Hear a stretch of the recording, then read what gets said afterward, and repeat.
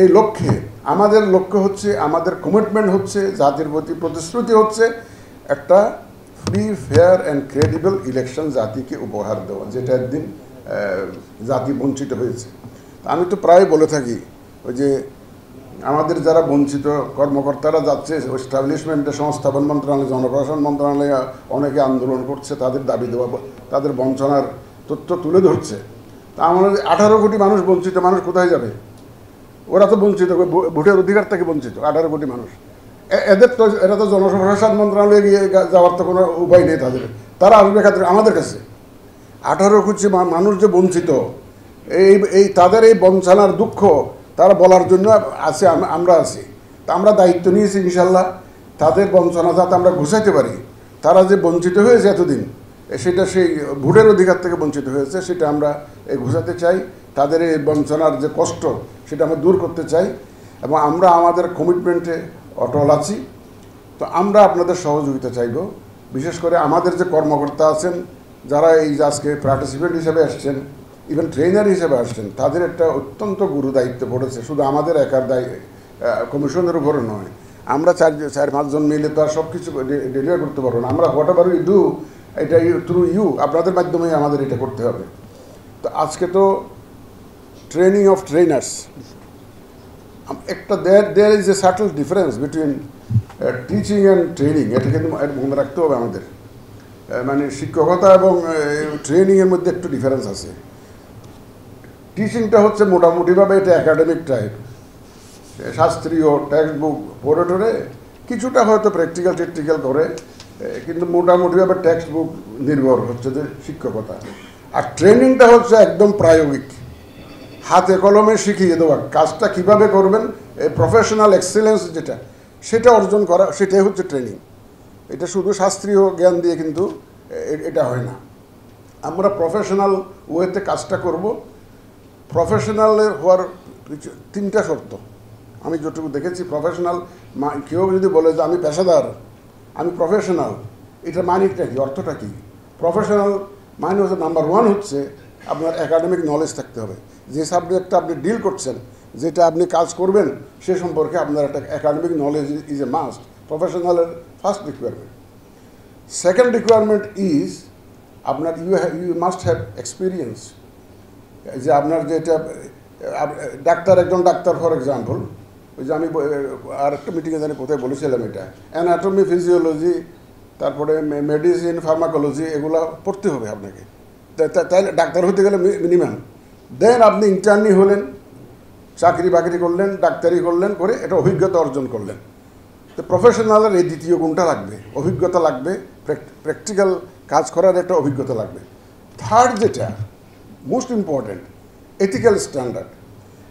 Ethical standard থাকতে হবে একটা, কারণ নৈতিক যদি যে একটা মাপকাঠি যদি নিজের না থাকে, নৈতিকভাবে যদি কাজটা না করেন, যেমন ধরেন একজন ডাক্তার বহু লেখাপড়া, এফআরসিবি, এমআরসিবি, যা যা দুনিয়ার আছে ডিগ্রি সব নিয়েছেন, ডাক্তার হিসাবে অনেক প্র্যাকটিস করেছেন, অভিজ্ঞতা আছে, 30 বছরের অভিজ্ঞতা, professor and head of the department সব হয়েছেন, কিন্তু উনি গলা কাটা ফিস নেন।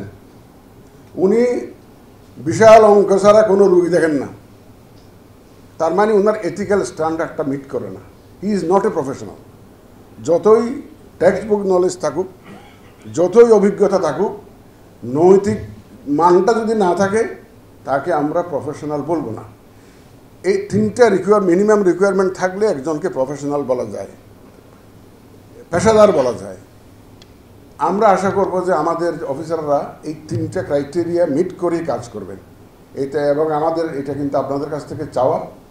এবং দেখেন, এই যে আমরা এটাকে 1 ঘন্টার প্রোগ্রাম বোধ হয়, আপনারা ফিল্ড থেকে এসছেন, সরকারের টিএডিএ খরচ হবে, ট্রেনারদের জন্য বসা খরচ হবে, আমরা এতগুলো লোক এখানে সময় দিচ্ছি, সবাই যদি ম্যান আওয়ার যদি হিসাব করেন, আপনার প্রতিটা মুহূর্তে যদি 1 মিনিটের জন্য হিসাব কস্ট ক্যালকুলেট করে দেখবেন, এটাই প্রতি মিনিটের জন্য কিন্তু হিউজ এক্সপেন্ডিচার আসবে, সব যদি টিএডিএ সব হিসাব করে দিই। That every minute is important. Please try to utilize. Please try to utilize. আপনাকে এখান থেকে ট্রেনিংটা নিয়ে আরেকজনকে ট্রেন করতে হবে, কিন্তু আপনি নিজে যদি প্রপারলি শিখে না যান, তা আরেকজনকে শিখাবেন কেমনে? সুতরাং আপনার এখানে যে বসে বসে প্রতিটা মুহূর্ত যাতে আপনারা কাজে লাগান সেটা আমাদের একটা দাবি থাকবো আপনাদের কাছে। একটু জিমুনি আসলে একটু দাঁড়ায়েন, তাহলে ঘুম ভাবটা যাতে চলে যায়। আমি দেখছি যে অনেক ট্রেনিং ক্লাসে পিছনের দিকে যারা বসেন জিমাতে থাকেন, ঘুমাতে থাকেন, এটা যাতে না হয়। এটা না হোক, প্রতিটা জিনিস শেখার চেষ্টা করবেন, কারণ আপনাকে আরেকজনকে শিখাইতে হবে। আপনি যদি না শিখে যান বা ভুল শিখে যান, ওই আপনার যাকে শেখাবেন তাকেও আপনি প্রপারলি শিখাতে পারবেন না। এবং এই যে ট্রিকল ডাউন ইফেক্টে গিয়ে আমার পুরো জিনিসটা নষ্ট হয়ে যাবে, আমাদের যে পারপাসটা নষ্ট হয়ে যাবে। এই জন্য আমি আশা করব আপনারা সময়টা খুব ইউটিলাইজ করবেন এবং আমরা যে জাতির কাছে যে ওয়াদা দিয়েছি সেই ওয়াদা যাতে আমরা সঠিকভাবে পালন করতে পারি সেই লক্ষ্যে মাথায় রেখে এটা কিন্তু বেসিক প্রিন্সিপাল আমাদের জন্য, যে আমার কোনো কাজকর্মে যাতে ওই যে মূল লক্ষ্য যাতে কোনো মতে অসুবিধা না হয়, এটা সবসময় মাথায় রাখবেন।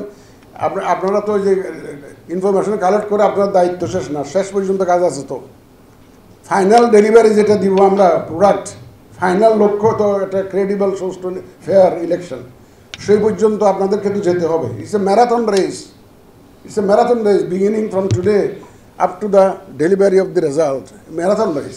ধরুন আপনাদের কিন্তু শুরু হলো এবং স্টেমিনা রাখতে হবে যে আমরা যাতে ওই আসল ফাইনাল ইয়েতে পৌঁছাতে পারি। আমি আপনাদের সহযোগিতা চাই, আমাদের কর্মকর্তাদের সহযোগিতা চাই, আমি সাংবাদিক ভাই বোনদের সহযোগিতা চাই। আপনারা আমাদেরকে উৎসাহিত করবেন, আপনারা আমাদের পাশে থাকেন, তাইলে আমরা কিন্তু উৎসাহিত হব এবং আমাদের যে দায়িত্ব পালন আমরা সচেষ্ট থাকবো। কোথাও ভুল ত্রুটি হলে আপনারা টেলিভিশনে না বলে, পত্রিকায় না লেখালেখি না করে একটু আসিয়া বলে গেলে তো হয় যে স্যার এখানে ভুল হয়েছে, আমরা ঠিক করে নিব। এটা সারা জাতিকে 18 কোটি লোককে জানানোর দরকারটা কি?